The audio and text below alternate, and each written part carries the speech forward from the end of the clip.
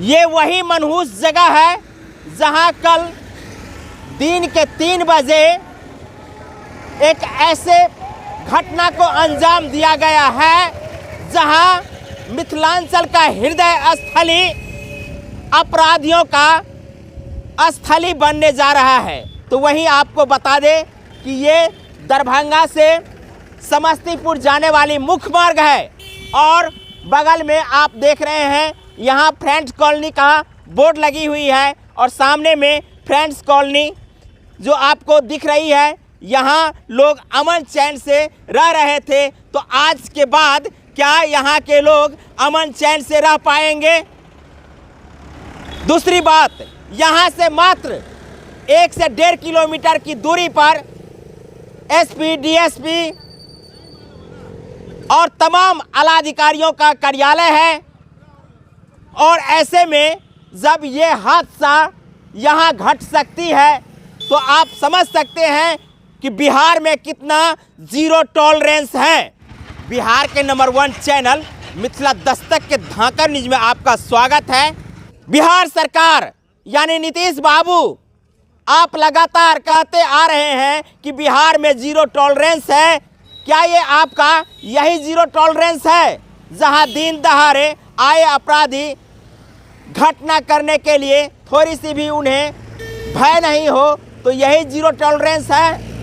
दरभंगा हो या मधुबनी हो, आए दिन अपराध का ग्राफ 0 से हाई पर जा रहा है। तो ये ग्राफ निश्चित रूप से मिथिलांचल को डरा रही है और खासकर बिहार में किस प्रकार का जीरो टॉलरेंस है और अपराध का ग्राफ है, ये भी आप समझ सकते हैं। ये देख लीजिए बिहार में और खासकर मिथिलांचल में प्रशासनिक व्यवस्था कितना दुरुस्त है। जहां ये स्पॉट, इसको किस प्रकार से सुरक्षा किया गया है ये आप देख सकते हैं।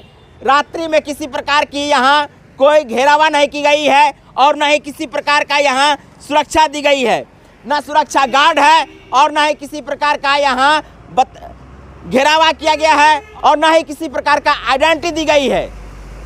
तो यही है यहाँ की प्रशासनिक व्यवस्था। घंटों से घात लगाए बैठे थे अपराधी, देखा कि वो कर्मी यहाँ आ चुके हैं, ताबड़तोड़ निकाल करके उनका कैश छीनते हैं। और जब जटाशंकर झा जो कैश लेकर जा रहे थे, जब विरोध किए तो उनको ताबड़तोड़ गोलियों से भून दी गई है। आए दिन इस प्रकार की घटना आपको अमूमन मिथिलांचल में देखने को मिल जाएगी। हम आपको उसी मनहूस जगह से दिखा रहे हैं जहां दोपहर में जब यहां जटाशंकर झा जो एक निजी कंपनी में काम कर रहे थे कैश कलेक्शन करने के लिए, वो इसी जगह से गुजर रहे थे तो घंटों से घात लगाए अपराधी कैश छीनकर भागे और उसी क्रम में उन्होंने जब विरोध किया तो उनको ताबड़तोड़ गोलियों से भून दी गई है। और आज उस परिवार की क्या स्थिति है जहां 4 छोटे छोटे बच्चे हैं और उसके साथ उनकी पत्नी और बाल बच्चे की उसी पर डिपेंडेंट थी। तो आज उनकी क्या हालत बनी है ये भी हम आपको दिखाएंगे।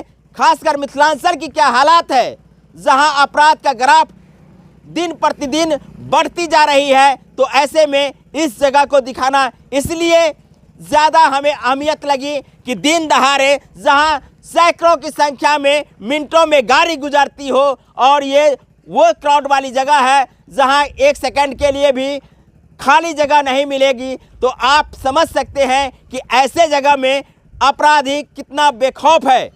और ये बेखौफ वैसे ही नहीं है जब यहाँ से मात्र 1.5 किलोमीटर की दूरी पर तमाम आला अधिकारियों की ऑफिस हो, कार्यालय हो, पुलिस निरीक्षक की कार्यालय हो या कहें कि डीएम कार्यालय हो, तमाम कार्यालयों के होने के बावजूद भी अपराधियों में कितना खौफ है ये समझने वाली बात है।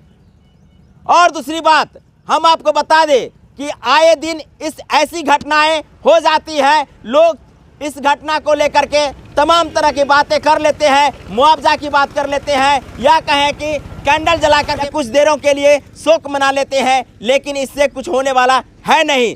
जब तक बिहार सरकार ये कहती रहेगी कि हम जीरो टॉलरेंस वाली सरकार है, तो क्या ये मिथिलांचल की धरती से यही जीरो टॉलरेंस वाली आपका ग्राफ है? और इसी से मान के चले कि आपका जीरो टॉलरेंस यही है।